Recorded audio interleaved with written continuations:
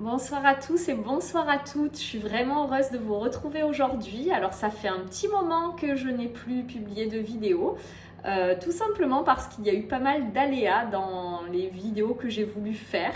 Donc j'ai vraiment envie de vous partager ça parce que ça fait aussi partie de ces expériences qui sont intéressantes à vivre et qui sont intéressantes à accueillir parce que une nouvelle fois, elles permettent de comprendre plein de choses et d'oser aussi lâcher et se laisser porter.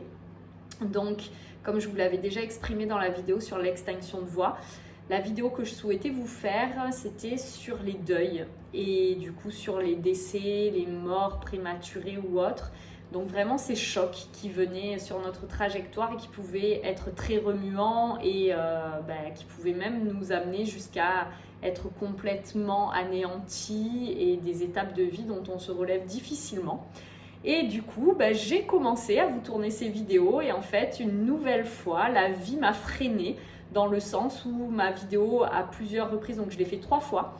À chaque reprise, elle a été faite jusqu'au bout avec à chaque fois beaucoup de choses qui m'animaient, qui étaient très importantes pour moi de partager. Et en fait, à la fin de ma vidéo, je me suis rendu compte que l'espace de stockage de mon téléphone était du coup saturé. Et du coup, ces vidéos n'ont pas été enregistrées. J'ai refait ça du coup 3 fois et les 3 fois ça m'a fait le même sketch. Donc du coup j'ai fini par, après avoir un petit peu râlé et pesté quand même, j'avoue que je ne suis pas encore complètement détachée de tout ça, mais j'ai fini par me dire que si je n'arrivais pas à le faire, j'allais arrêter de m'acharner, qu'il y avait du sens à ça et que c'était peut-être pas le moment encore de vous partager ces choses-là, peut-être que je n'en avais pas encore compris toute l'essence ou que je devais encore prendre le temps de le vivre dans mon corps pour pouvoir le partager au moment qui serait le bon pour moi et du coup forcément pour vous si c'est bon pour moi. Voilà, donc j'ai laissé passer le temps et puis là en fait ce qu'il y a de très rigolo c'est que du coup aujourd'hui je vais vous faire cette vidéo sur nourrir son corps mental. Et en fait, je me rends compte que du coup, peut-être que ce qui a fait que ces vidéos n'ont pas pu aller jusqu'au bout, c'est que certes, il y a beaucoup de choses que j'ai vécues dans mon corps et que j'avais envie de vous partager de cet espace-là de mon corps et de tout ce qui se remue actuellement pour moi sur ces thèmes des deuils. Et en même temps, il y a certainement encore une grande part de mon corps mental qui a saisi certaines compréhensions et qui a saisi certaines choses, peut-être pour s'extraire rapidement de cette traversée de ce qui est inconfortable dans le thème des deuils et de ces morts prématurées et de ces chocs en fait. Et du coup, peut-être que c'était ça aussi que je devais expérimenter. Voilà, quoi qu'il en soit, aujourd'hui, je vais donc vous parler de ce corps mental. Donc, comment le nourrir? Et déjà, vous resituer un petit peu aujourd'hui, qu'est-ce que je comprends de ce corps mental? Donc, le corps mental, c'est pour moi une nouvelle fois, comme tous les autres corps au-delà du corps physique, c'est-à-dire corps. Je crois que je vous l'avais peut-être dit dans une autre vidéo, mais j'ai réalisé il n'y a pas longtemps que corps et corpus, ça venait d'une même racine. Donc un corpus, c'est vraiment un ensemble de quelque chose qui, par exemple un corpus de texte, il y a plusieurs textes dedans. Là pour moi, le corps mental, c'est vraiment comme si c'était un espace qui est un espace invisible et en fait qu'on peut quand même saisir par nos pensées, mais qui du coup va être rempli d'informations. Rempli de ces informations qui vont être des informations qui viennent à la fois de nos expériences passées, mais aussi de tout le conditionnement et de tout ce que l'on a reçu du coup de nos parents, de nos enseignants, de toutes ces personnes que l'on a côtoyées dans notre vie. Et donc c'est comme si ce corps mental vient se remplir d'informations que l'on va glaner au fur et à mesure de notre existence.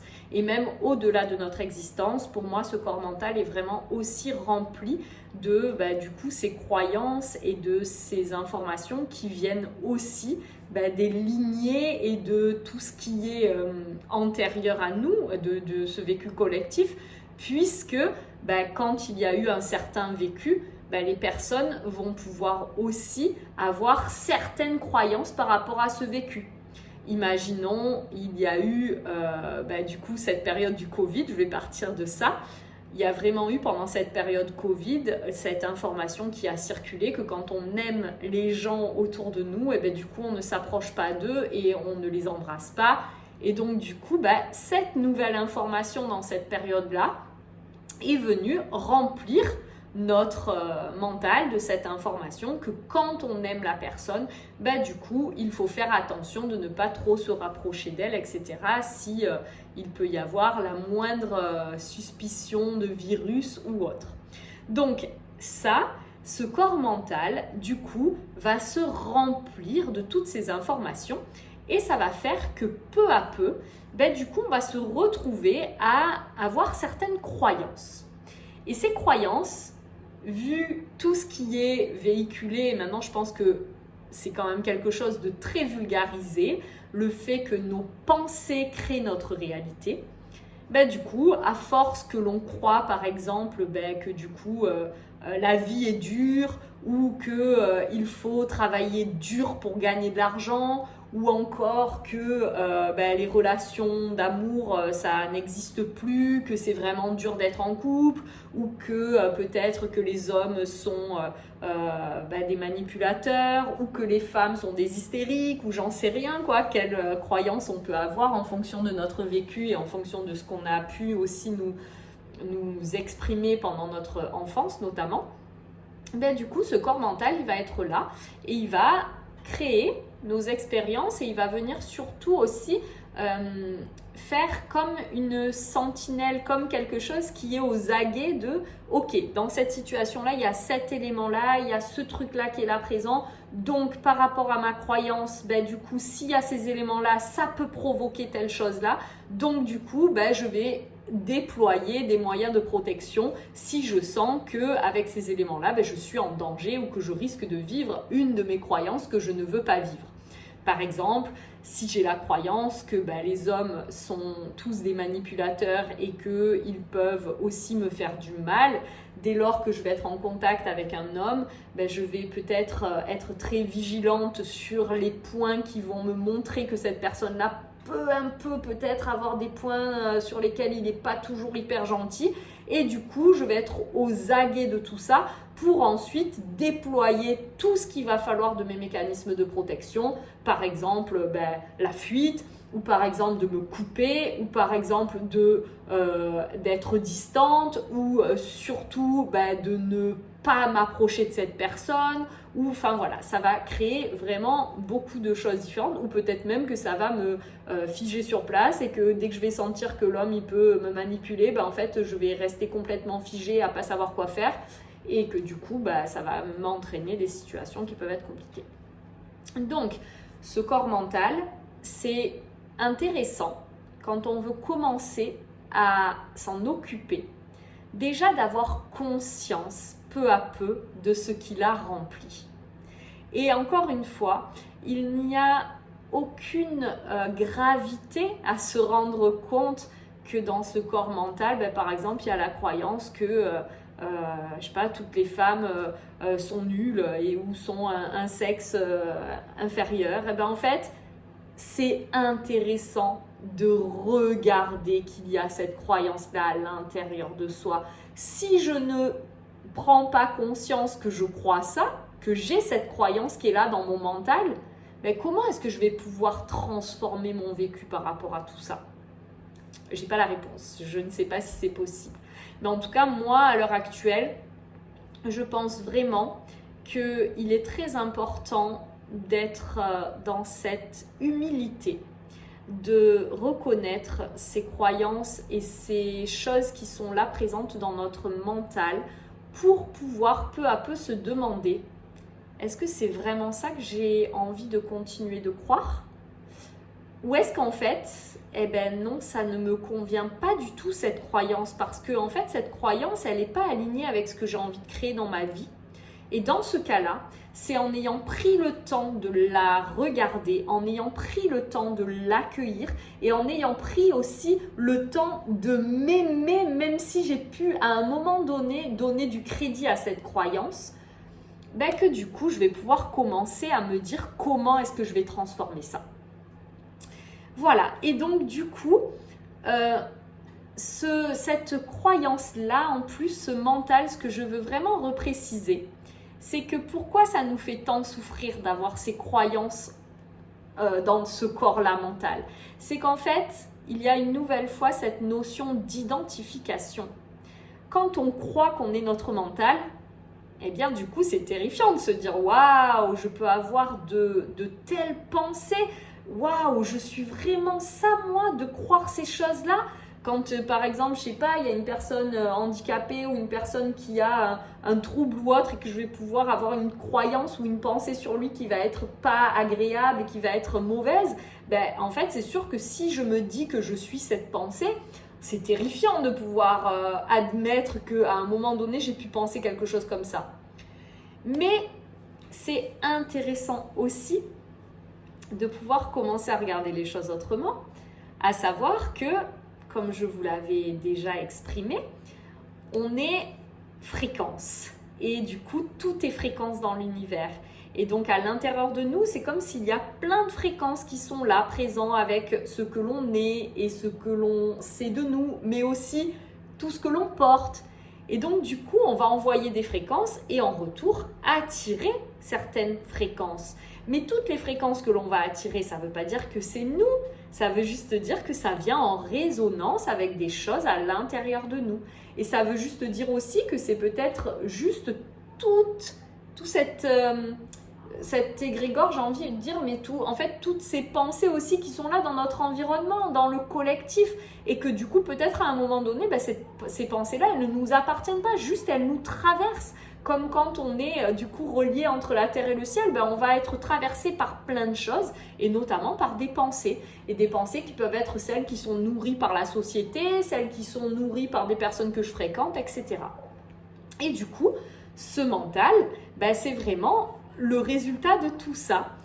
Donc, si je peux juste regarder ce qui se trouve dans ce corps mental, sans m'identifier à ça en me disant « Oh là là, je suis comme ça » ou « Oh là là, je suis une horrible personne si j'ai le malheur d'avoir cette pensée-là », et en fait, du coup, je vais pouvoir une nouvelle fois donner de l'amour à cette chose, à cette pensée, à cette part de moi, et ensuite la transformer. Donc une nouvelle fois, on va passer dans la pratique après ces quelques minutes d'explication. Donc là, ce que je vous invite à faire, c'est vraiment un exercice qui m'avait été proposé par une de mes coachs à un moment donné de ma vie qui a été compliqué dans mon cheminement. Et donc en fait, cet exercice, c'était de prendre un cahier et de pouvoir écrire. Alors elle, c'était les émotions qui sont là présentes, mais moi j'ai même envie de généraliser ça à la pensée qui est là et qui est dérangeante, on va dire. Voilà. Donc, à un moment, il y a une pensée ou il y a une émotion qui est là et qui vous empêche de continuer à être bien dans ce que vous faites, qui vous prend de l'énergie. Donc, imaginons, là, j'ai peur. Ok, j'ai peur et je ne pense qu'à cette peur.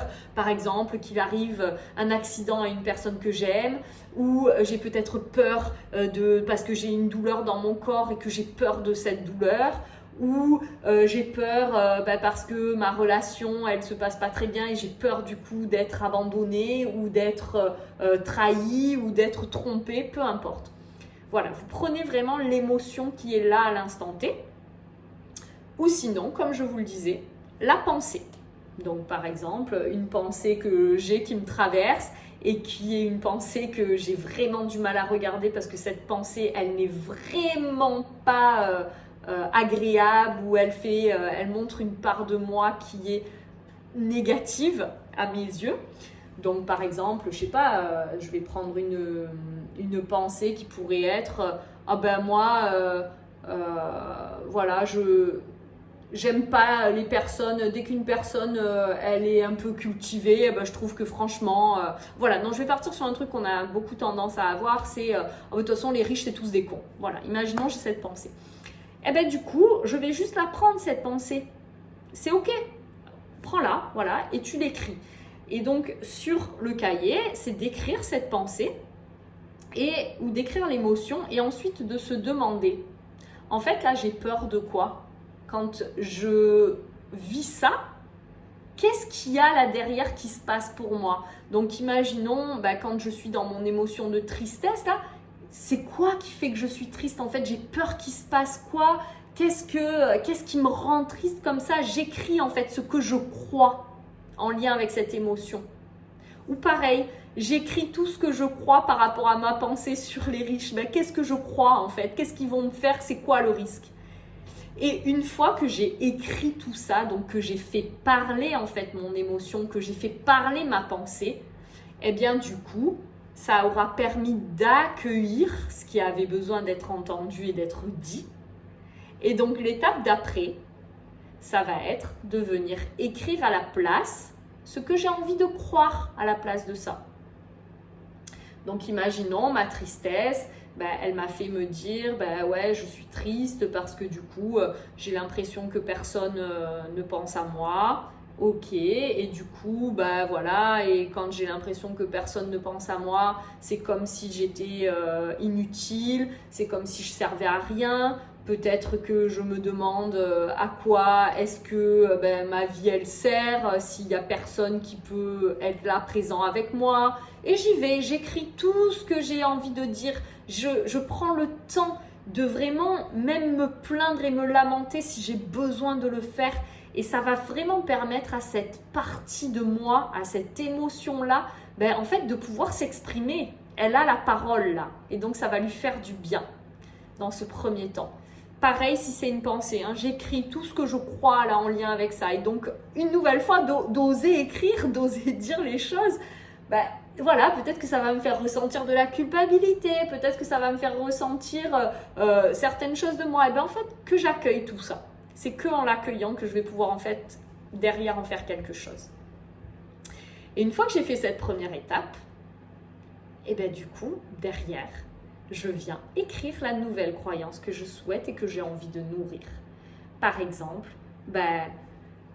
je suis une personne remplie de potentiel, remplie de qualités et de compétences et je sais que si je les vis pleinement, je vais pouvoir rayonner ce que je suis et les autres vont vouloir ensuite profiter de mon rayonnement et partager tout ça avec moi en fait. Voilà, donc ça peut être ça la nouvelle croyance par rapport à la tristesse, mais ça peut être toute autre chose. Et avec la pensée, du coup cette pensée, donc quand j'ai fini d'écrire, je vois bien si c'est vraiment ça que j'ai envie de nourrir comme pensée, ou peut-être qu'à la place je peux me dire que voilà, ma nouvelle pensée c'est que la richesse me fait peur parce que j'ai l'impression que c'est que les autres qui ont le droit et que moi j'ai pas le droit, et que finalement à la place j'ai envie de croire que tout le monde peut être riche et que du coup la richesse c'est pas ça qui va conditionner si on est agréable ou pas, qu'il peut y avoir vraiment de très belles âmes qui vont attirer aussi cette abondance et cette richesse. Voilà, en fait on réécrit les choses comme on a envie de les penser à la place. Et ce travail-là, il va être très très très intéressant parce que peu à peu, déjà il va vous apporter, vous amener à être dans cette conscience de vos pensées. Parce que si la pensée est créatrice, du coup c'est peut-être intéressant de savoir ce que je passe mon temps à penser à longueur de journée et du coup quelles informations j'envoie à répétition. Parce que si je pense tous les jours que les riches sont des cons, en fait je ne vais pas pouvoir attirer à moi autre chose que cette croyance-là. Et si tous les jours, je pense que les autres m'abandonnent et que du coup, je suis inutile et que du coup, je vis cette tristesse sans l'accueillir pleinement, tous les jours, je vais attirer des personnes qui vont me montrer que je suis complètement inutile. Et de toute façon, moi, je vais me comporter de cette manière-là où je ne vais jamais prendre vraiment confiance dans ce que je peux apporter. Je suis toujours en train de me tourner vers ce que l'autre va pouvoir dire de moi et donc forcément je n'ai pas le pouvoir non plus sur ce que je vis. Voilà, donc ce travail-là du corps mental, c'est vraiment en plusieurs étapes parce que cette conscience déjà de ce qu'il y a dans mon corps mental, dans mes pensées, c'est très important. Et c'est très important avec ce corps-là, j'ai envie de dire aussi, de cesser de le rejeter et de le voir comme un ennemi en fait. Pour les autres corps, bon, il peut y avoir ces personnes qui détestent leur corps physique et qui ont l'impression que leur corps physique leur fait du mal ou autre. Et donc, peu à peu, c'est important aussi de venir être en paix avec ce corps. Mais ce corps mental, je trouve qu'il fait partie de ceux des corps-là qui a vraiment ce rôle de persécuteur et de bourreau à l'intérieur même de nous, si on doit refaire ce triangle de Karpman en nous. Et ce corps mental, très souvent, on a envie de s'en débarrasser, c'est à cause de lui si on vit tout ce qu'on vit, il est fatigant, il nous épuise, et voilà, on a vraiment envie de se sortir de ce corps mental. Donc ce corps mental, une nouvelle fois, bien évidemment, si on ressent tout ça, il y a du vrai à tout ça, c'est-à-dire qu'à un moment donné, ce corps mental, tant qu'il a le pouvoir et tant qu'on ne vient pas lui donner des nouvelles informations, c'est lui qui nous dirige. Et donc, bien sûr qu'il nous épuise parce qu'il nous amène dans cette survie constante. Mais si à un moment donné, ce corps mental, je peux enfin l'accueillir, si je peux enfin lui donner la parole, si je peux oser le regarder, même avec ce qui me paraît être complètement innommable, parce que on n'a pas le droit de penser des choses pareilles dans ce qu'on imagine qu'on doit être, dans notre morale, etc. Du coup, si je peux oser accueillir ça, peu à peu, ce corps mental, je vais aussi savoir sa teneur et je vais pouvoir le réalimenter avec des choses qui vont être bonnes parce que je les aurai choisies. Et je vais pouvoir lui redonner des informations qui sont en lien avec ma vraie vie de maintenant et non plus avec tout ce que ce mental a engrammé des siècles passés, des moments où il fallait se défendre face à des animaux dans la forêt, dans la nature, ou face à des personnes d'une grande cruauté parce qu'on avait zéro conscience et qu'il fallait juste tuer, abattre et survivre.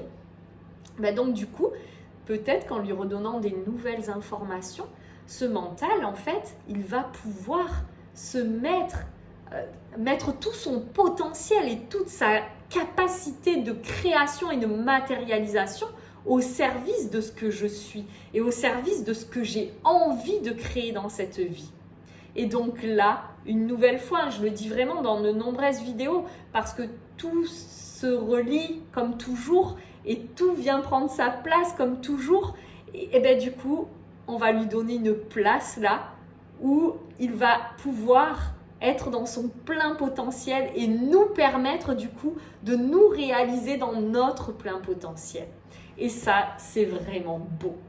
Et donc, une nouvelle fois, quand les choses vont commencer à se passer, ça va être peu à peu, ça va être étape par étape.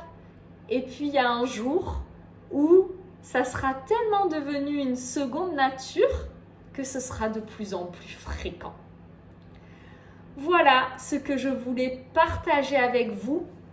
Et non, je vais redonner juste un dernier élément que j'ai vraiment beaucoup vécu ces derniers temps. C'est que la reprogrammation de ce corps mental, c'est vraiment un travail de longue haleine. C'est un travail de fond. C'est un travail qu'on ne peut pas faire du jour au lendemain parce que chaque étape de vie va nous permettre d'aller considérer nos croyances et de faire émerger les choses à des niveaux différents et dans des couches différentes, comme je le dis à chaque fois. Donc, c'est comme si à chaque fois, on enlève une première croyance qui est vraiment très accessible et puis peu à peu, il y en a d'autres derrière qui émergent. Donc, on va les reprogrammer au fur et à mesure. Donc, c'est un travail, une nouvelle fois, de toute une vie. Donc, rien ne sert de vouloir presser les choses. C'est juste d'accueillir les choses pas à pas. Et par contre, il y a vraiment une notion qui me semble être importante. C'est que au début, et dans les moments où aussi il y a des traumatismes qui surviennent sur notre parcours, sur notre trajectoire, il va y avoir des moments où cette reprogrammation, elle va être tellement coûteuse en énergie. Et elle va du coup faire qu'il va y avoir une véritable fatigue qui va pouvoir être ressentie. Donc cette fatigue, elle vient à la fois montrer qu'il y a vraiment eu quelque chose de traumatique, qu'il y a eu quelque chose qui est venu ébranler notre structure, mais elle va aussi montrer que au départ, tout ça là, c'est pas automatique. Et ça demande des efforts, ça demande une conscience, ça demande d'être présent à ce qu'on fait et ça fatigue. Donc c'est important aussi d'être à l'écoute de ça, d'être à l'écoute de son rythme et d'être bienveillant avec ça. Et dès qu'il y a cette fatigue, c'est du coup de pouvoir oser ralentir, oser se dire voilà, là c'est dans une période où je suis très fatiguée, ça me demande beaucoup d'efforts, tout ça, donc en fait je vais faire des siestes. Je vais m'arrêter dès que je le peux, je vais prendre soin de moi et surtout je vais avoir une attitude bienveillante avec moi. Je vais arrêter de m'en demander toujours plus, je vais arrêter de vouloir toujours faire, je vais arrêter de me forcer à affronter. Non, je peux juste en fait lâcher à un moment pour me laisser ce temps de redonner des nouvelles informations à ce corps mental. Et une fois que ces nouvelles informations vont être bien prises en compte, et bien mon mental, si je lui ai laissé le temps de l'intégration et le temps de faire, du coup, il va pouvoir commencer à créer ces nouvelles choses. Et là, ça va passer dans la matière. Et là, d'un coup, il y aura moins besoin d'énergie. Les choses, elles vont s'automatiser. Voilà ce que je souhaitais partager avec vous sur ce corps mental. Donc pour l'exercice pratique, je récapitule. Prenez un petit cahier sur lequel vous allez pouvoir noter à chaque fois les choses qui viennent vous déranger. Donc que ce soit une émotion trop présente, que ce soit une pensée, vous la posez sur le papier et ensuite vous venez mettre à la place une nouvelle croyance, quand vous avez pris vraiment le temps de la laisser parler et de voir tout ce qui vient créer des peurs, tout ce qui remue en fait, tout ce qui est caché derrière ce que vous êtes en train de vivre. Laissez libre cours à ce que vous avez besoin d'exprimer. Voilà, et ensuite vous remettez ce que vous voulez vivre à la place pour reprogrammer tout ça. Et donc ce corps mental, c'est vraiment ce corps mental que l'on vient réinformer avec des nouvelles croyances et des nouvelles informations, notamment par l'hypnose, notamment par le MDR, mais aussi avec tout plein d'autres méthodes comme la kinésiologie, etc. Même si elle passe par d'autres biais comme le corps, elle passe par d'autres endroits que la parole. Mais en tout cas, il y a énormément de pratiques qui viennent redonner des nouvelles informations à ce corps mental. Voilà, et du coup, pour terminer, j'aimerais quand même dire quelque chose, c'est que ce corps mental, à un moment, quand l'information a été reprogrammée, il y a quelque chose qui peut être déstabilisant, c'est qu'avant de passer dans le corps et de se matérialiser, il y a cette sensation comme si, oh, mon Dieu, je sais plus, je me rappelle plus, attends, c'était quoi déjà? On a envie de se raccrocher à la pensée ou au truc en se disant, oui, ça c'était bien. Mais en fait, il faut oser lâcher parce qu'une fois que la pensée, elle est OK et qu'on l'a reprogrammée et que voilà, c'est une nouvelle croyance, en fait, après, il y a le moment où ce truc-là, il va s'infuser dans le corps et c'est comme si on ne pouvait plus le saisir parce que ça passe dans le corps. Donc ce moment de lâcher est très très important aussi. Voilà, je vous souhaite à tous et à toutes une très belle soirée. Je vous dis à très bientôt. Prenez soin de vous.